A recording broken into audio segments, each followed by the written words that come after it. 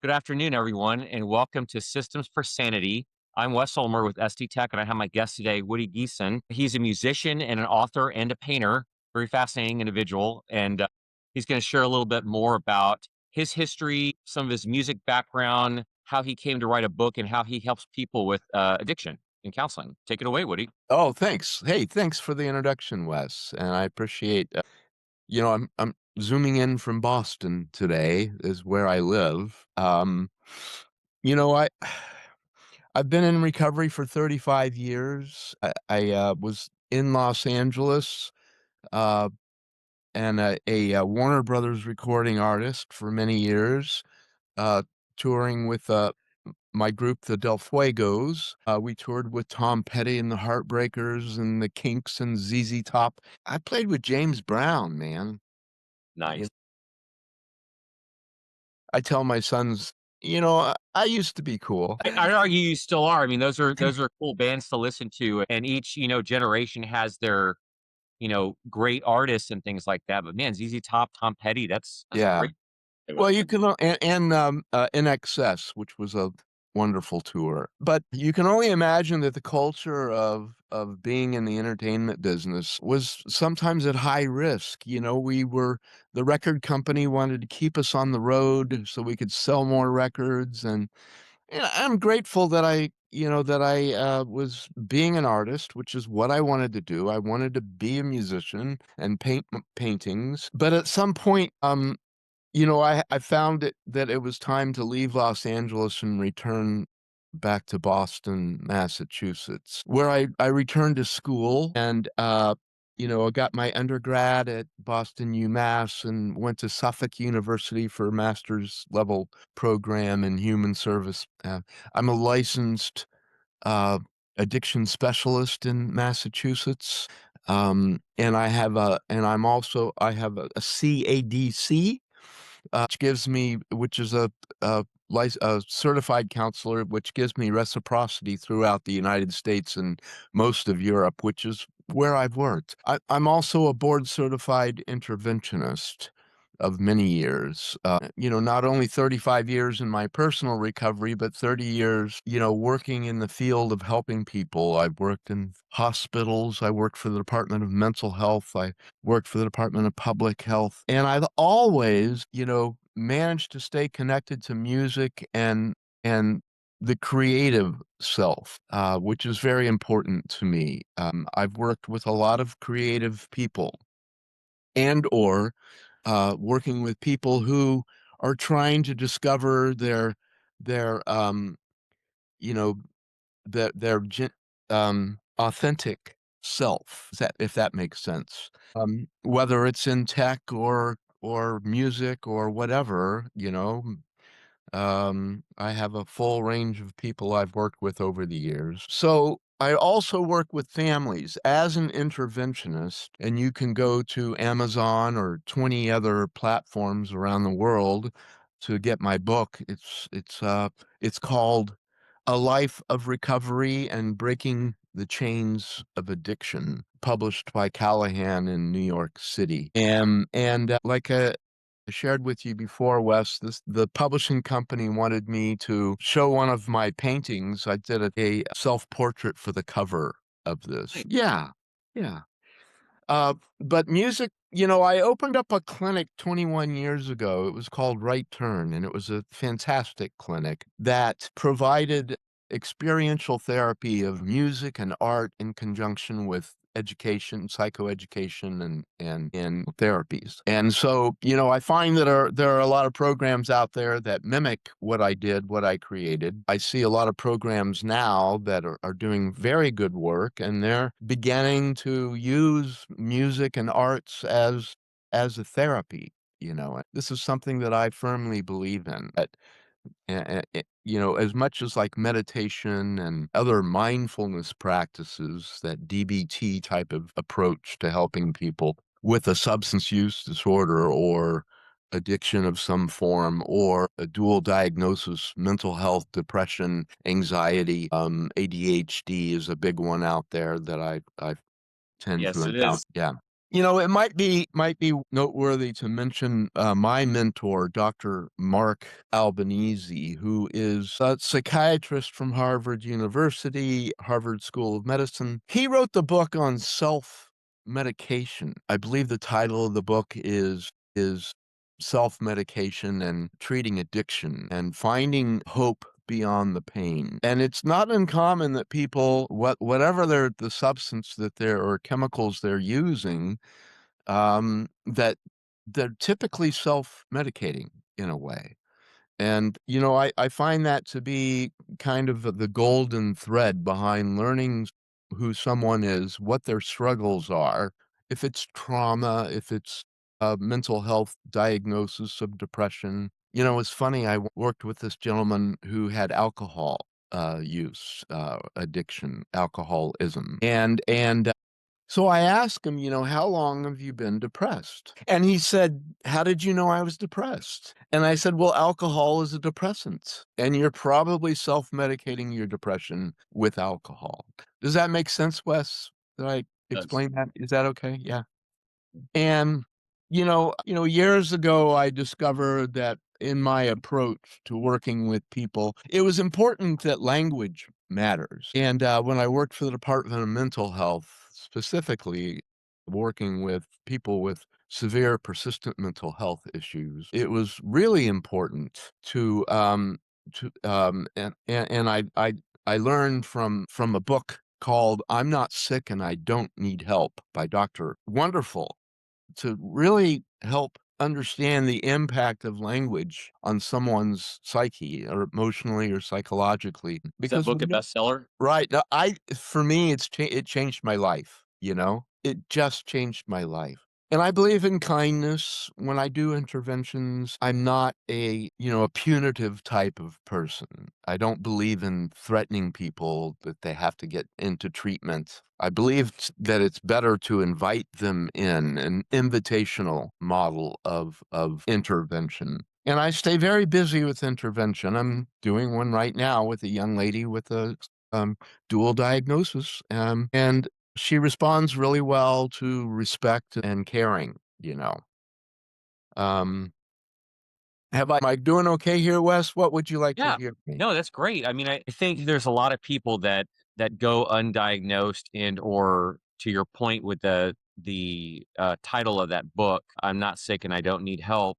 A lot of people think that they're not sick and they don't think they need help, but first step of recovery is admitting you have a problem and then you need to seek help for it. You can't just continue to mask the symptoms with other things like, alcohol. And it's always curious to me, Food or sex or, or anything. anything Yeah. anything to make you feel better, Yep. That's if true. that makes sense. We Yeah. have a weekly tradition. We go to a local Mexican food restaurant, myself and my other team members, and we go and have a couple margaritas and enjoy dinner. It's kind of our weekly addiction. But I have to continue to remind myself that every time I go, I have maybe two margaritas and like one shot. I don't get crazy.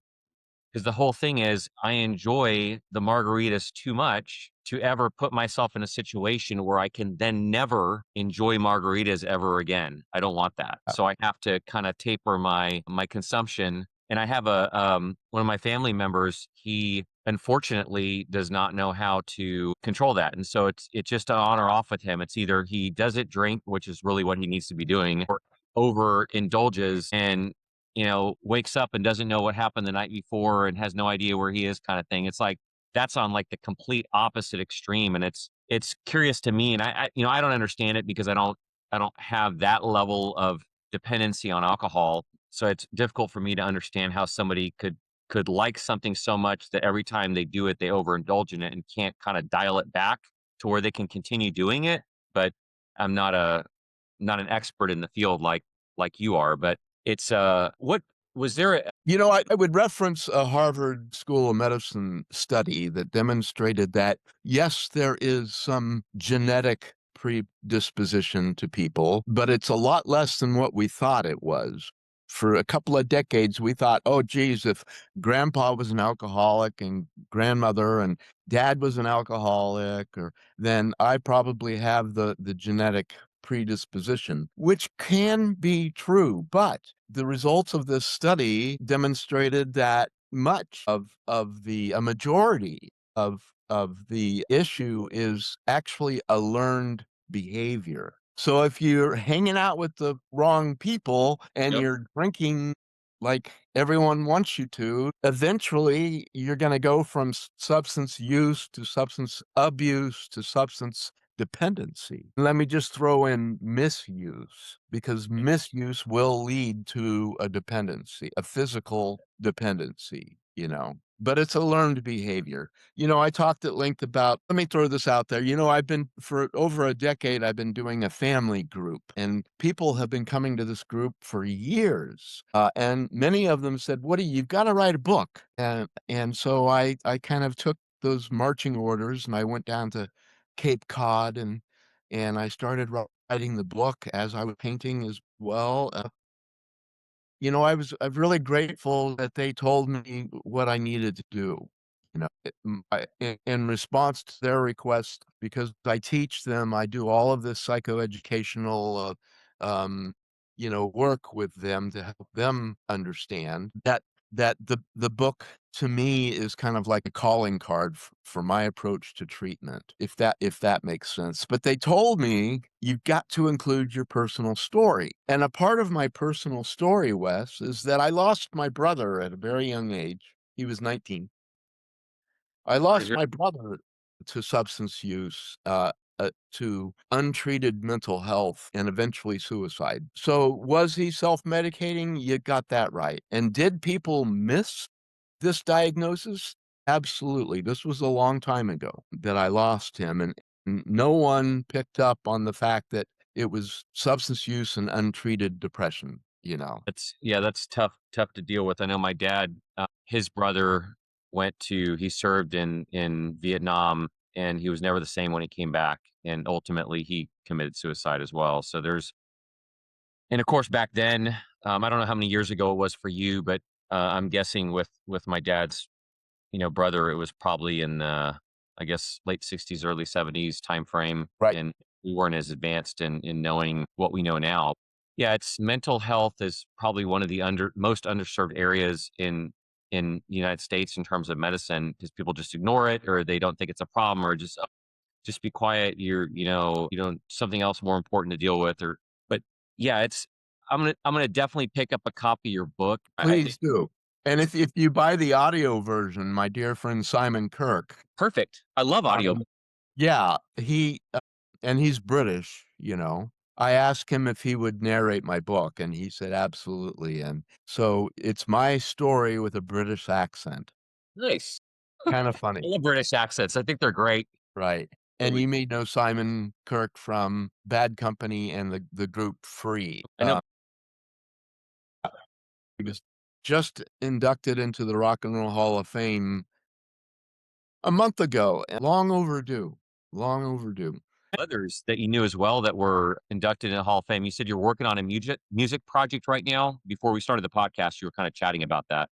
So I was standing in the meeting room of our clinic working with this young man, and he said, I think I'm through, man. And because I said, are you done? Are you through? Are you ready to get well? And he said, I think I hit rock bottom. And I said, I think you have too. And then I went home and sat at my piano and I started writing the song Rock Bottom. And, I called up my dear friend Simon and said, we've got some songs here. And this concept of telling a Shakespearean-like theme that is a love story and a comedy and a tragedy about addiction. And so I called a bunch of people to go to the studio to help record these songs. I had Tom Hamilton from Aerosmith join us. Joe Perry is going to be recording something with us as well. Also, Daryl from Run DMC, the hip hop artist, came in and sang and did a rap song called that Simon, I'll give Simon the credit here, that Simon wrote about. It's called 15 Ways to Love Your Liver. And so we brought in Daryl to rap on that.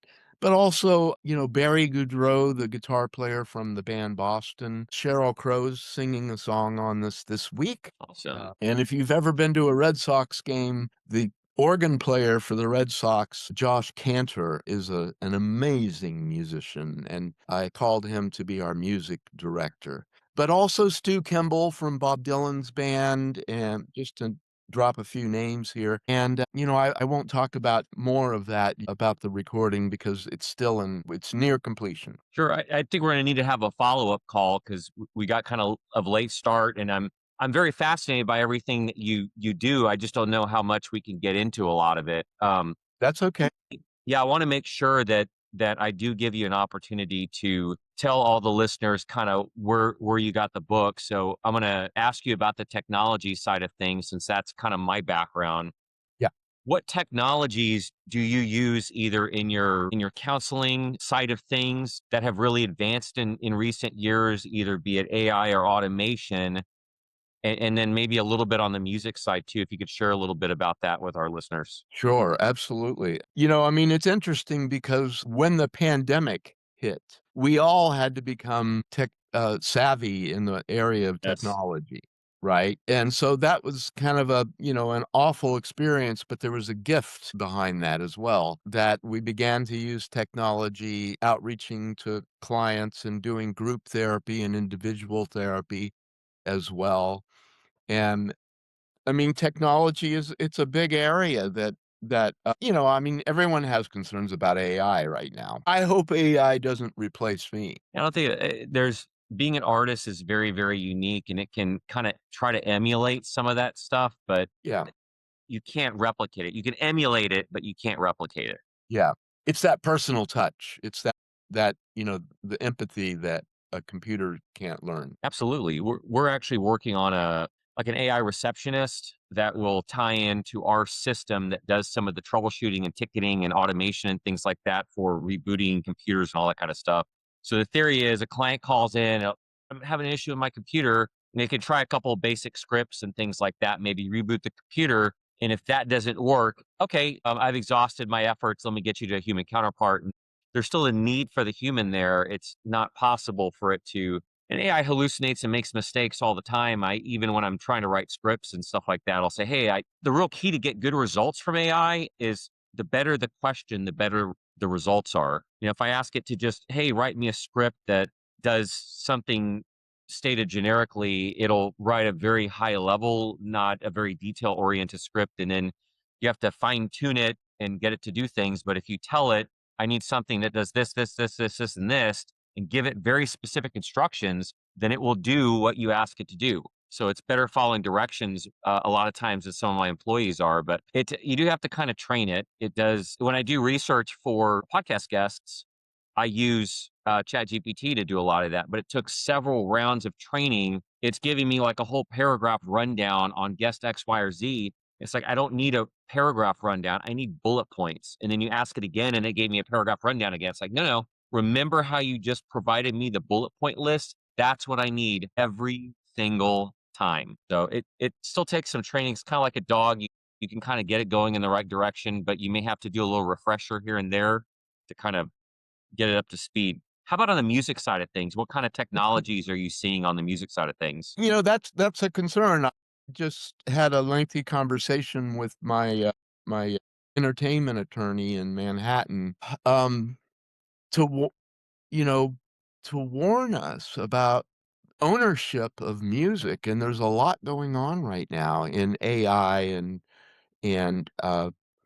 you know, creating compositions. I mean, you could write lyrics and sing a melody and AI can step in and create an entire song for you. It can compose the whole thing for you, but ownership and copywriting, who owns that song, is something that's going on right now in the world. It's a major debate. And so, because I had brought up AI in terms of maybe doing a film version of Rock Bottom, this love story. And he said, "No, we can't do that because," and he specializes in this technology as an attorney. He says that as soon as you record this stuff, who owns it? That's the Right. big, right? Yeah, that's going to be very, very interesting in the coming years. What ends up happening with AI regulation and things like that. It's important to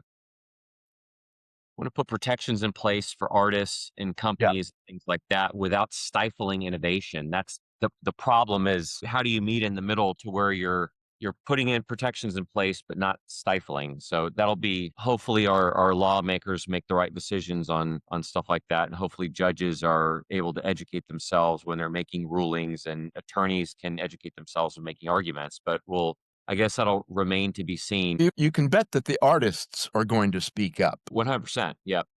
the authors of whatever composition. Yep.